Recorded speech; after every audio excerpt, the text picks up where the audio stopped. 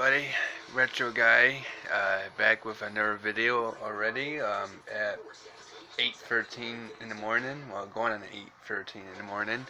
And I just want to say that I just saw the 20 games that's going to be for the PlayStation Classic. Although it's it's got quite a few more. Well, it's got a few more good games on there and all, but there should have been at least one more. And a lot of you has not really mentioned this. Um, a lot of the YouTubers and amateur ones and all of you professional ones hasn't really mentioned this game really. Um, but the one game is an RPG, turn-based RPG. That hasn't really mentioned this. Um, Maybe one of you has out there, but it hasn't been mentioned a lot, anyways. And I feel if it was mentioned enough, maybe it could have been out there if the company agreed to put it on the PlayStation Classic, of course. I just want to say that it's much different than it's much different than than it's in the same one series, but it came out like just shortly after the seventh game came out, and well and you might be able to figure it out by now, but I'm gonna say it anyways, um, which is Final Fantasy VIII, and Final Fantasy VIII has done a lot of stuff. Well, it's much more different than 7's case. Okay, like for an example, you can what's it called?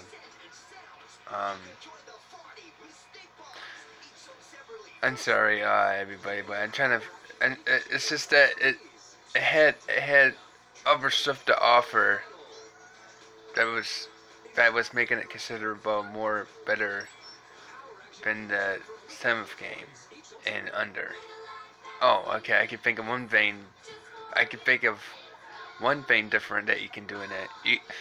When you like run around in the open, on the open map, the open world or whatever, you can switch the leader.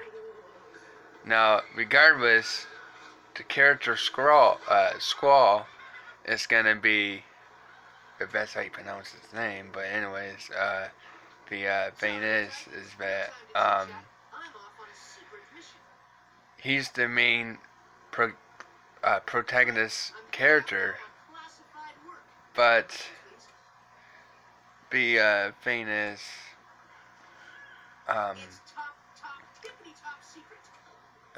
you can still switch your character in the open world. Like you can decide who wants to, not who wants to. You can decide which one can be the leading way, and then the two other ones follows behind the leading character in the open world mapping type though. But actually anywhere, so it could be the open part, or when you're in the village or the town or whatever, you know, you can switch the character, which is pretty cool. Final Fantasy 7 and under didn't do that. Number 9 didn't do that. Although it could have been the second one to do that, but it didn't do that. I actually know for a fact, because I actually own the game and I played it and whatnot. I actually own 7, 8, and 9 for the PlayStation. And yeah, and another thing that it did, though, Final Fantasy VIII had it that whatever level you're at, you could be at level 100 for pretend. I think it's 99. Maybe it's 100. No, I think it's 99. I don't know. I can't remember if it's 99 or 100, because, you know, there's what RPGs that goes up to 99. There's one of them that goes up to 100. But anyways, let's just say that I remember correctly. Just say for pretend I remember correctly. Say it's 100. Okay. The enemies is gonna be at level 100 too. So wherever you're at, they're at. The only difference is that you have to have um your armor, your weapon, and some of your other status stuff just to be a little bit stronger. That has to be stronger. Not just the level part has to be good. Well, because it's not gonna top over the enemy. So yeah. Regardless, to find a boss, you gotta be at the max level anyways. To defeat the last boss. I mean, I would anyways be at the max level. If you one level less, you might just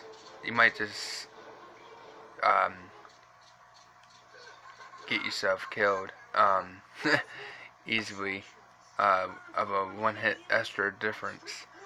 So I would max myself out to defeat Ultimadia. Ultimacia. I don't know. I can't pronounce her name anymore.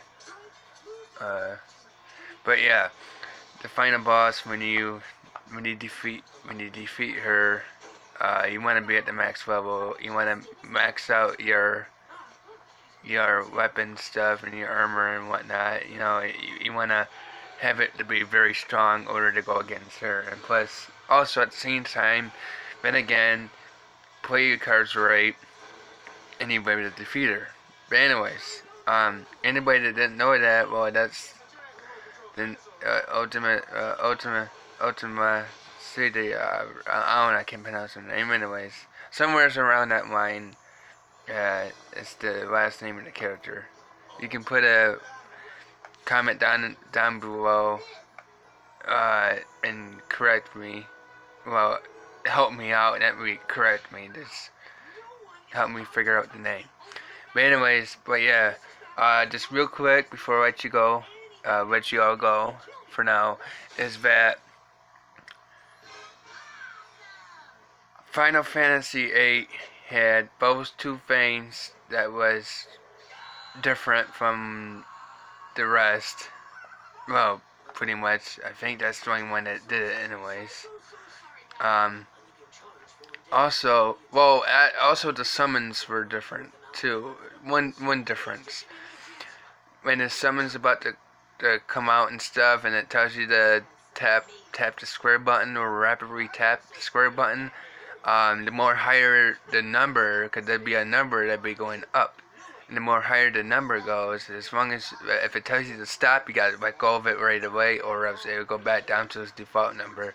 But the higher the number, the more critical damage that you do to the enemy. It could be regular enemy, or it could be a boss fight, like an actual boss fight, or a mini boss. And so yeah, that comes in handy. 7 never did that. 6 never did that. 5 never did that. Way down to 1 never did that.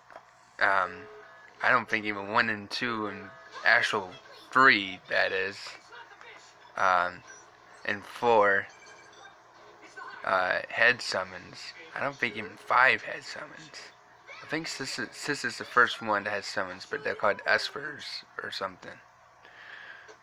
I think that's how you pronounce it. Esper. I don't know. You can try correct me if you can. I don't care, as long as I can get it right. But anyways, but yeah, I think it's just basically was started from 6, so 6 up until now. But yeah.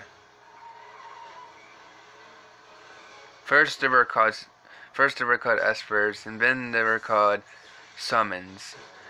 And now the summons in 8, they changed the name to Guardian Fighters. So yeah, GFs for short. So yeah. But anyways, but yeah, and also real quick, like I said, Final Fantasy VIII has a few other things I can't think of at the moment, but it had so much to offer. There was all kinds of neat things. There was some mini games in it that was pretty cool. That was pretty cool. I'm sorry, pretty cool. And yeah, I think that Final Fantasy VIII could have been on that list, but I guess not.